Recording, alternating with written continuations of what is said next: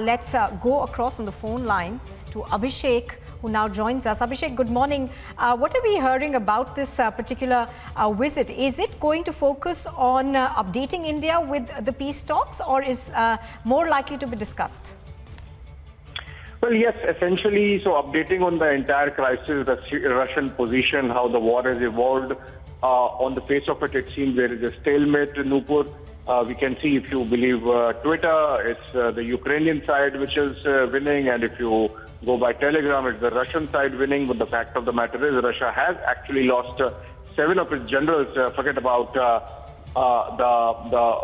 arms machinery or the war machinery that they have lost by way of tanks and aircraft. So I think also remember that Prime Minister has spoken twice to President Putin and twice to President Zelensky. So it's not that India does not have an opinion and an influence on both the sides. So taken together, it seems to be a meeting which is intended at not just updating insofar as facts on the ground are concerned, but also to see whether India can facilitate an early end to the war. I mean, this is going to be very important. Remember the position, a very nuanced position India has taken, where we have abstained from many votes in the United Nations Security Council on the grounds that Russia can't be isolated. You have to talk to them.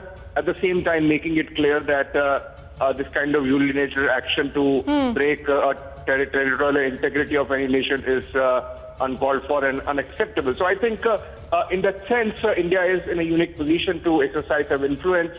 And having said that, plans being formed up for the visit of Foreign Minister of Russia, Sergey Lavrov, in the next couple of days. Now, you know, Abhishek, this visit, of course, comes right at the back of Wang Yi's visit to India. But apart from that, do you think that perhaps both sides could also discuss mechanisms to deal with the rupee-ruble transaction format? You know, we have been seeing, of course, Indian oil companies continue to buy oil, and Russia's already been talking about, you know, wanting most countries to switch to the ruble in terms of payment. Well, yes. So, since our major chunk of our energy needs, particularly in the petroleum sector, comes from through imports, Nupur, India has taken a very clear position that we are not going to let it affect our purchases. We have made some distress cargo purchases. In fact, our petroleum companies, oil refinery companies,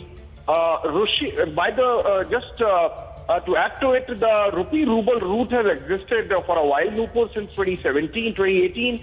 And of course, the two sides might discuss more ways to kind of institutionalize it, given the fact that there are sanctions. I mean, from the Indian side also, it's not going to be easy, given the fact that certain sanctions come in place automatically, and that can really have consequences for the economy. So, of course, a dialogue in order insofar as handling that bit of relationship is concerned. But remember, the India-Russia partnership is much, much broader in terms of its scope and vision. So I think this is a continuation of that. And, of course, the immediate context of the Ukraine war is going to loom large on the talks that take place when FM Lavrov comes to New Delhi. All right, Abhishek Kapoor, Senior Executive Editor, thank you for joining us on that. I think we've also got Shivani on this. Shivani, any confirmation on the dates that we are getting that Sergey Lavrov could be in India, or is that something that's still to be decided?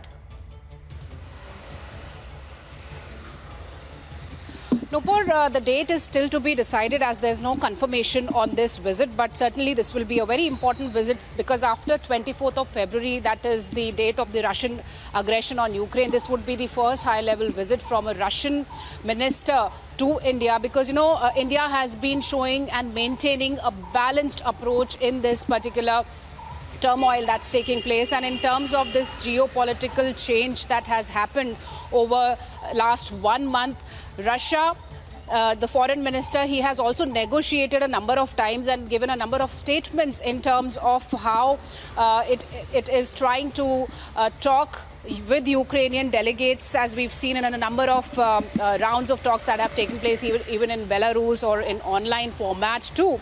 So when Sergey Lavrov, the foreign minister of Russia, would be in India, it will be very important and a crucial visit in terms of how India has been All right. appealing Russia to... Shivani, hold your thoughts for a minute. I'm going to come back to you. On the phone line with us is Mr. Serene. Mr. Serene, good morning. Thank you for joining us on Republic.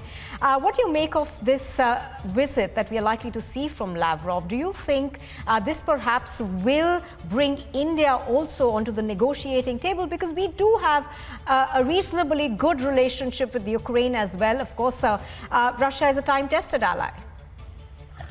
Well, I'm not very sure whether it's to bring India onto the negotiating table or for India to mediate between the two sides. I suspect that the visit has to move with the Russians trying to project that a country like India is on their side, or at least not, arraigned along with the West against the Russians.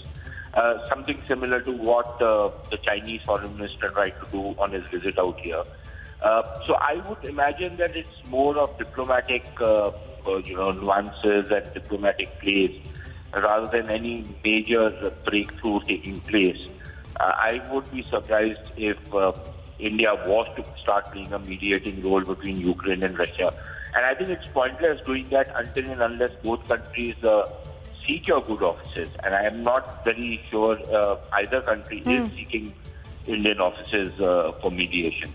And it's best to not try and insert yourself in a conflict when both sides don't want it. All right, Mr. Serene, appreciate your speaking to us on Republic. Thank you for joining us.